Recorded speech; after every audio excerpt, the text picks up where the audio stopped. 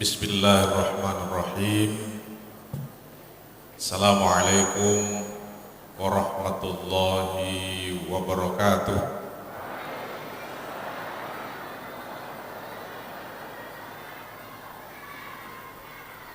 Alhamdulillah, alhamdulillahi rabbil alamin, walladzi arsala rasulahu bil huda wa dinil haq liyuzhirahu 'ala ad-dini kullihi wa kafa billahi syahida. Yang kami muliakan Tuan Guru Bajang serta para tuan guru yang hadir pada pagi hari ini. Yang kami muliakan anggota DPR Republik Indonesia Pak Lutfi, Ibu Wakil Gubernur yang juga menjadi Ketua Muslimat NWDI, serta para hadirin, para tokoh. Di sini ada Pak Wakil Bupati, serta tokoh-tokoh lain yang mohon maaf tidak bisa kami sebutkan satu persatu, dan tentunya para hadirin yang datang dari berbagai tempat untuk hadir pada pagi hari yang insya Allah diberkahi oleh Allah Subhanahu wa Ta'ala.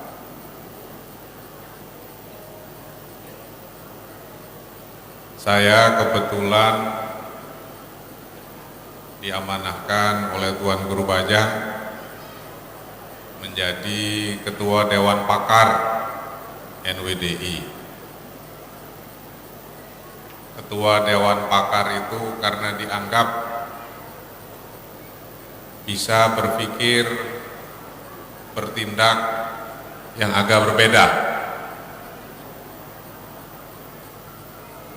Saya jadi teringat para tuan guru yang hadir, ibu bapak semua. Saya pernah berkunjung ke Cina sebelum COVID, dan saya tidak membayangkan bahwa keadaan Cina itu sudah lebih baik dibandingkan Amerika dan Eropa. Di jalan-jalan raya di Cina itu tidak ada lagi motor yang ada suaranya. Hampir semua motor listrik. Buah-buahan yang tadinya banyak di gunung-gunung yang tidak pernah kita jumpai, di jalan, di taman, depan rumah sakit, depan kampus, depan sekolah, luar biasa banyaknya. Dalam waktu tidak terlampau lama, Cina telah bermetamorfosis menjadi negara yang sangat maju. Tuan Guru Bajang, para tuan guru, hadirin yang saya muliakan, salah satu hal yang membuat bangsa Cina maju, ini pengamatan saya secara subjektif, karena setiap saya datang ke kantor-kantor besar di Cina, itu hampir semua tidak ada yang mengatakan seperti kita NTB gemilang. Misinya ini, misinya 1, 2, 3. Nggak ada lagi yang seperti itu. Sekarang di Cina itu tidak banyak kata-kata tanpa gambar. Kalau datang kita ke satu kota, ke satu provinsi, ke satu organisasi, ketika kita datang di halaman pertama itu gambar. Gambarnya itu sudah dalam bentuk visual yang detail. Misalnya bagaimana keadaan provinsi ini 100 tahun yang akan datang. Gambarnya sudah ada. Bagaimana keadaan organisasi ini 50 tahun yang akan datang. Gambarnya detail ditampilkan sehingga setiap orang yang datang, setiap orang yang melihat mampu masuk secara emosi ke dalam gambar yang telah diciptakan untuk mengunjungi masa depan terlebih dahulu. Sebagai Dewan Pakar, saya membayangkan mungkin bapak-bapak, ibu-ibu akan mengernyitkan dahi. Berani nggak nanti kami di Dewan Pakar akan menginisiasi NWDI in the next 100 years. Bagaimana kira-kira bayangan dan bentuk NWDI 100 tahun yang akan datang? NWDI in the next 50 years, 50 tahun yang akan datang. Kenapa ini penting? Karena manusia itu bukan hanya mampu mengingat masa lalu, tapi kita punya apa yang disebut dengan memory of the future. Otak kita didesain oleh Allah Subhanahu wa Ta'ala untuk mampu mengingat masa depan. Tapi kita jarang menang, kita jarang unggul, karena kita tidak punya keberanian untuk mengunjungi masa depan lebih dahulu dibanding bangsa-bangsa lain. Kita ingin memulai di NTB ini, kita akan menggambarkan NWDI 100 tahun yang akan datang, 50 tahun yang akan datang secara detail. Dan mudah-mudahan 3-4 tahun yang akan datang ketika kita mengadakan ulang tahun atau acara seperti ini, ruangan ini sudah dikelilingi oleh gambar-gambar yang akan menghidangkan pada kita bagaimana bentuk dan format NWDI 150 tahun yang akan datang. Tidak penting bahwa 100 tahun itu benar atau tidak.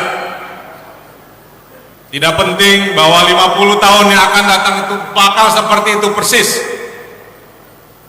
Tapi setidaknya ketika kita punya gambaran NWDI 100 tahun yang akan datang, 50 tahun yang akan datang, kita mengambil dan membuat keputusan yang tepat saat ini. Saat ini kita dipaksa untuk berubah ketika kita punya gambaran besar itu. Bagaimana bentuk organisasi kita? Bagaimana tipe kepemimpinan yang akan kita usung? Bagaimana struktur organisasi dengan teknostrukturnya? Budaya apa yang akan dikembangkan dan lain-lain. Kita punya banyak tuan guru yang mampu memberikan arahan mana yang benar, mana yang tidak. Dengan firman Allah, dengan pengalaman spiritual yang besar, kita punya banyak guru, banyak tuan guru yang mampu memberikan arah kita sehingga kita tidak akan tersesat. Mudah-mudahan kami dari Dewan Pakar NWDI punya kerja yang tidak ringan untuk mengundang banyak orang berkontribusi bersama sehingga bayangan organisasi kita 50 tahun, 100 tahun yang akan datang sedikit menjadi nyata untuk kita mengunjungi masa depan terlebih dahulu dan kita membuat keputusan yang tepat saat ini.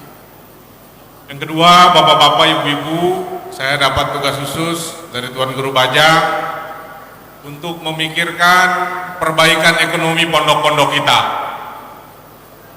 NWDI tidak akan maju kalau pondok-pondok kita hanya mengandalkan proposal. Pondok-pondok kita tidak akan maju kalau hanya akrab didatangi kalau ada pilkada saja. Tapi Tuan Guru Bajang khusus memberikan pesan pada kami, pikirkan cara yang baik, pikirkan cara yang tepat, agar semua pondok-pondok NWDI tangannya di atas.